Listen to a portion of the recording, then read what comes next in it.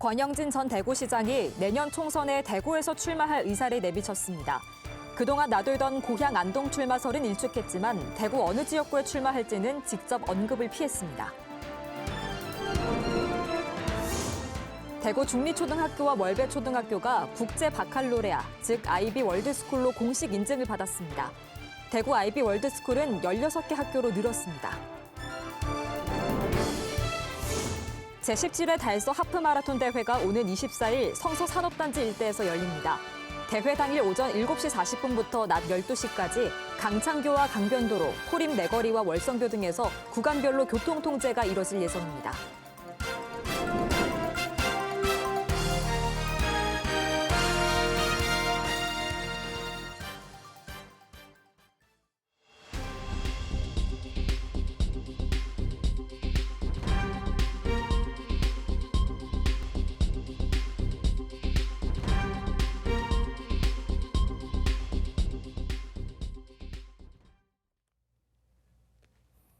시청자 여러분 안녕하십니까? BTV 대구 뉴스입니다. 첫 소식입니다.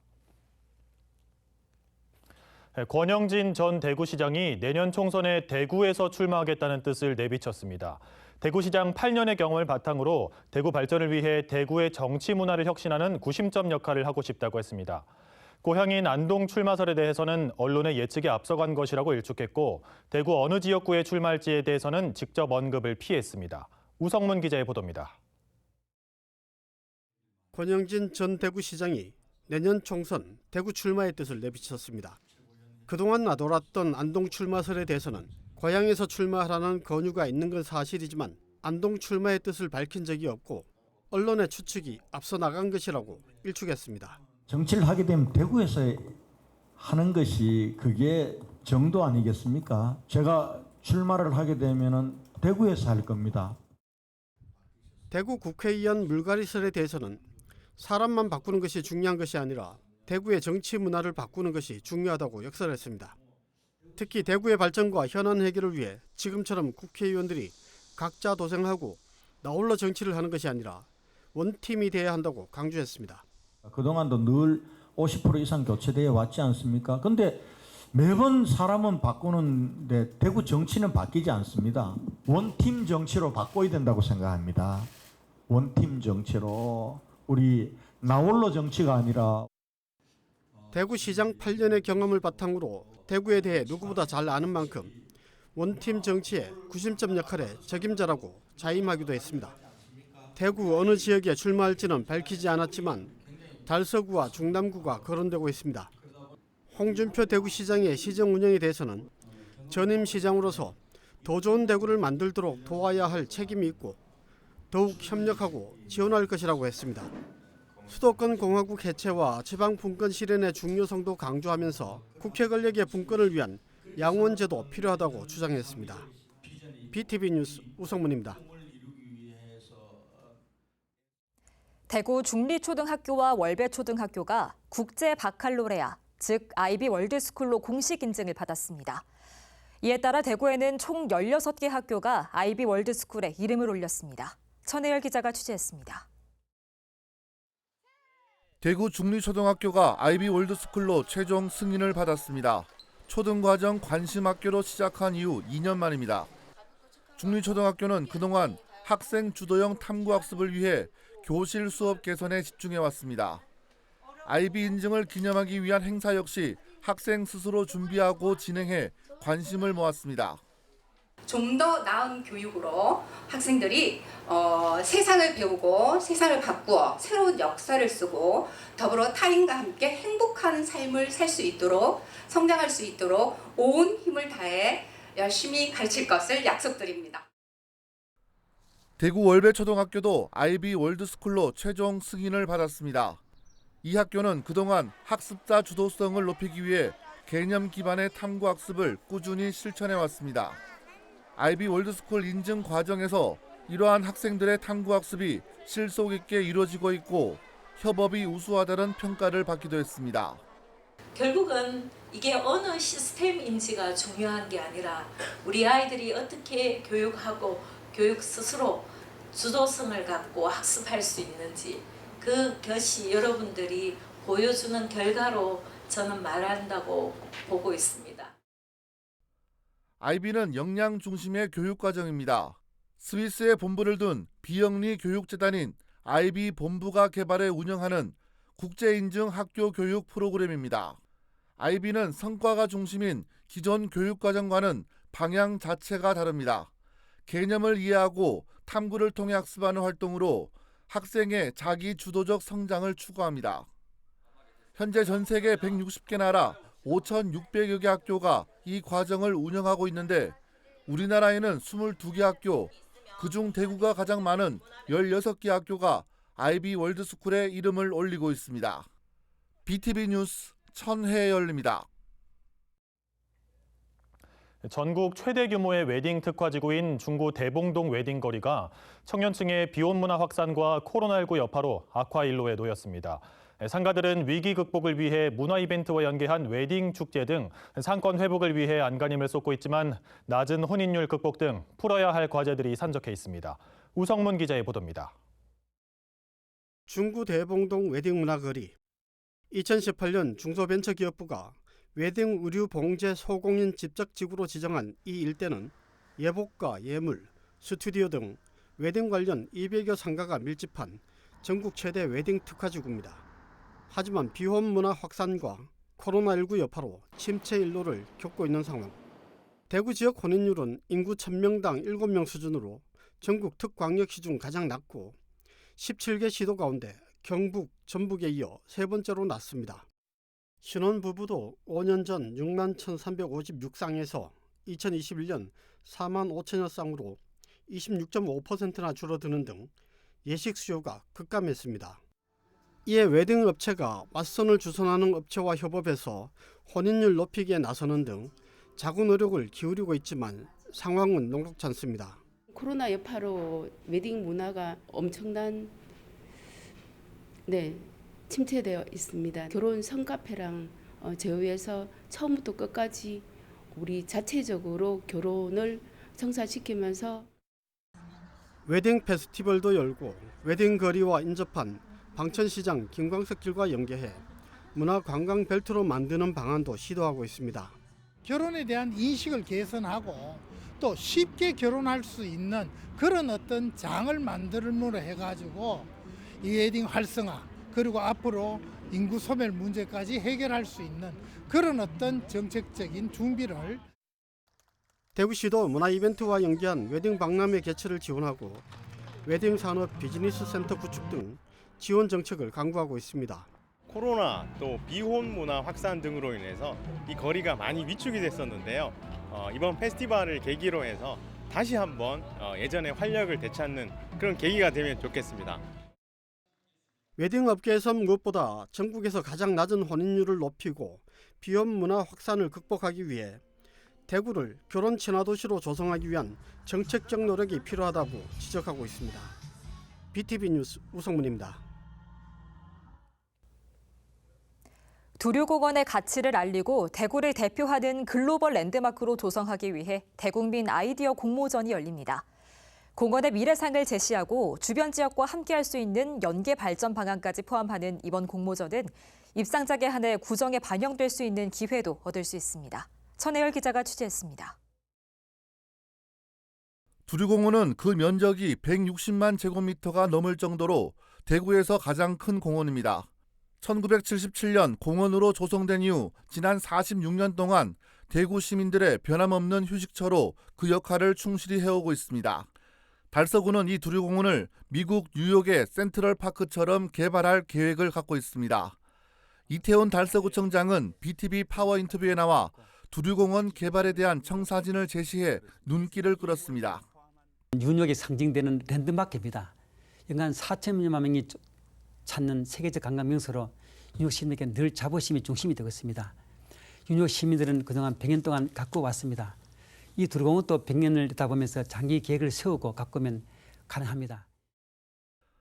이를 위해 달서구는 두류공원의 미래상을 제시하고 두류공원을 대구를 대표하는 랜드마크로 조성하기 위해 대국민 아이디어 공모전을 열고 있습니다. 문화와 관광, 예술을 포함한 특화 공간을 조성하고 다양한 콘텐츠를 발굴하기 위한 목적입니다. 공모전 주제에는 공원 주변 지역은 물론 옛 두류정수장터에 들어서는 대구시 신청사와의 연계 발전 방안도 포함되어 있습니다. 대구 시민의 창의적인 생각도 모으는 거죠. 와서 봤을 때 풀해서 연차적으로 하면은 역시 이것도 한 뭐 수십 년 또 100년 뒤에 가면은 유니세들 못지않게 아주 귀중한 그런 공원이 될 수 있습니다. 공모전은 연령이나 거주지 제한 없이 개인 또는 3사람 이내로 팀을 이뤄 누구나 참여할 수 있습니다. 오는 30일까지 전자우편으로 접수하면 되는데 달서구는 심사위원회 심사를 거쳐 대상 300만 원 등 수상작 19점에 총 850만 원의 상금을 지급할 예정입니다. 한편 파워인터뷰 이태훈 달서구청장 편은 오는 25일과 26일, 28일 오후 7시 30분에 BTV 채널을 통해 볼 수 있습니다. BTV 뉴스 천혜열입니다. 경북 고령군에 있는 가야 고분군이 유네스코 세계유산이 됐습니다. 지난 2013년 잠정 목록에 등재된 뒤 꼭 10년 만인데요. 유네스코 세계유산위원회는 동아시아 고대 문명의 다양성을 간직하고 있다고 평가했습니다. HCN 전복은 기자가 보도합니다. 사우디아라비아 리야드에서 열리고 있는 제45차 유네스코 세계유산위원회 총회. 위원회는 17일 가야 고분군의 세계유산 등재를 선포했습니다. 신라와 백제 등 중앙 집권적인 주변국과 달리 연맹 체제를 유지해온 가야 문명 특징을 담고 있다며 등재 배경을 밝혔습니다. 가야 고분의 중요성을 전 세계가 인정해서 앞으로 가야 고분이 전 세계가 같이 사랑하고 아끼는 인류의 문화유산으로 거듭되도록 문화재청도 열심히 후원하고 노력하겠습니다. 우리의 노력과 헌신에 대한 결실을 바로 오늘 거두었습니다. 지산동 고분군의 세계유산 등재는 모든 국민의 염원이었습니다. 대가의 문화와 역사가 세계적으로 인정받게 되어 큰 자랑스러움을 느낍니다. 가야 고분군은 1세기부터 6세기 중반까지 한반도 남쪽 지역에 있었던 고분군 7곳을 묶은 연속 유산입니다. 경북 고령 지산동 고분군을 비롯해 경남 고성과 김해, 창녕 함안 합천, 전북 남원 등에 분포해 있습니다. 가야 고분군이 우리나라 16번째 세계유산으로 이름을 올리면서 경북은 전국에서 가장 많은 6건의 유산을 가진 지역으로 거듭났습니다. 경상북도가 그동안 가지고 있던 신라, 유교, 가야 3대 문화권이 모두 다 세계문화유산에 등재가 되었습니다. 이것은 우리나라에서 처음 있는 일이고 세계적으로도 기록이라 할 수 있습니다. 앞으로 경북도는 문화재청 고령군과 함께 가야 문화를 중심으로 한 관광 자원을 개발할 예정입니다. HCN 뉴스 전보글입니다.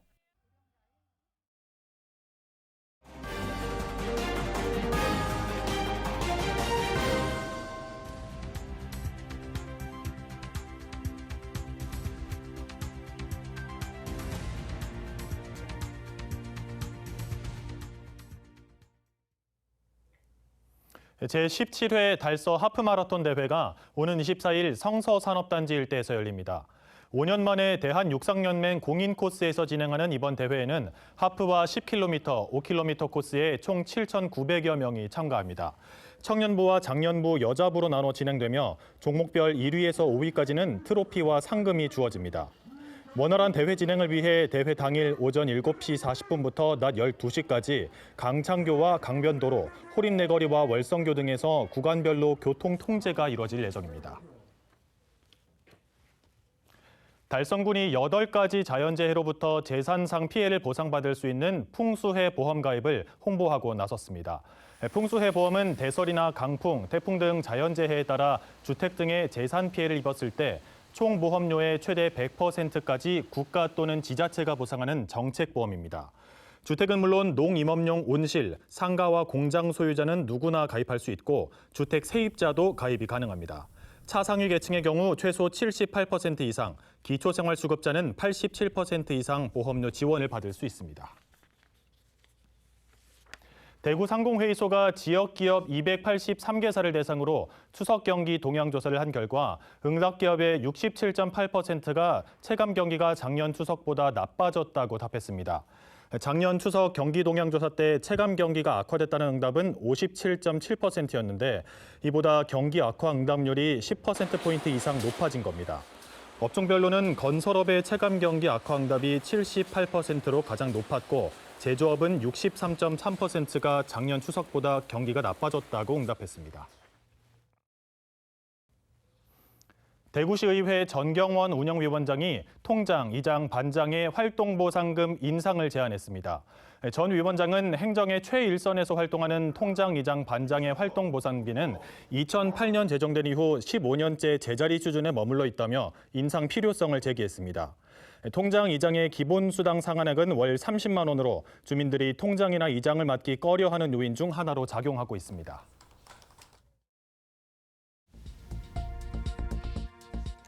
오늘 이 시각 전국 핫 이슈를 살펴보는 오늘 전국 시간입니다. 경기 소식입니다. 아파트값 상승세가 전국적으로 확산하고 있습니다. 특히 수도권은 아파트 최고 가격이 전고점의 85% 수준까지 오르면서 화성 동탄 신도시에선 20억 원에 실거래된 아파트도 등장했습니다.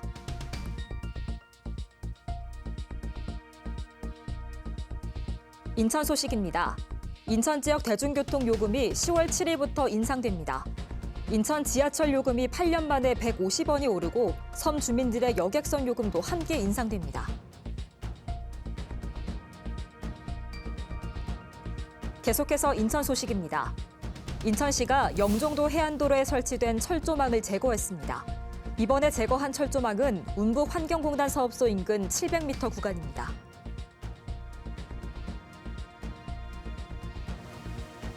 전북 소식입니다. 전북도가 농어민 공익수당 지급 대상자를 확정하고 추석 전까지 지역화폐로 지급키로 했습니다. 전북도는 도내 농어가에 연간 60만 원을 지원합니다. 이상 이 시각 전국 소식이었습니다.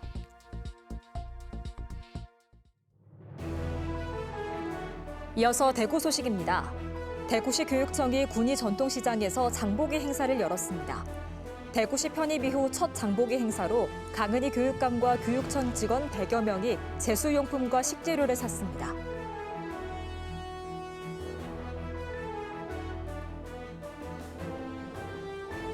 (2023년) 교육부 학교복합시설 공모사업에 대구 화원초등학교와 달성중학교가 선정돼 국비 23억 원을 받게 됐습니다.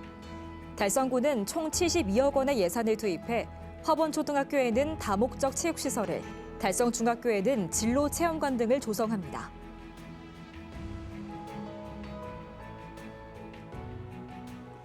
달서구 감삼동 우리마을 교육나눔위원회가 내고장 대구 경북을 주제로 골든벨 퀴즈 대회를 열었습니다. 내가 살고 있는 마을의 과거와 현재를 퀴즈로 풀며 서로 소통하는 시간을 가졌습니다.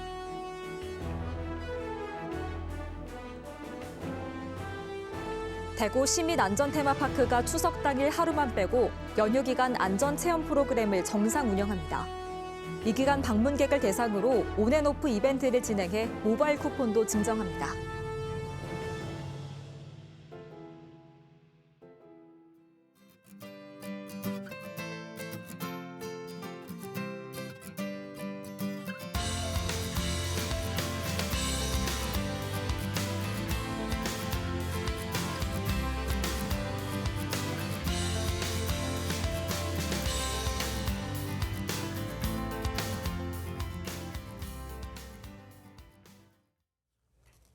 아이비 월드스쿨로 아이들이 자기 주도적 성장이 이뤄지길 기대합니다. 이상으로 뉴스를 마칩니다. 시청해주신 여러분 감사합니다.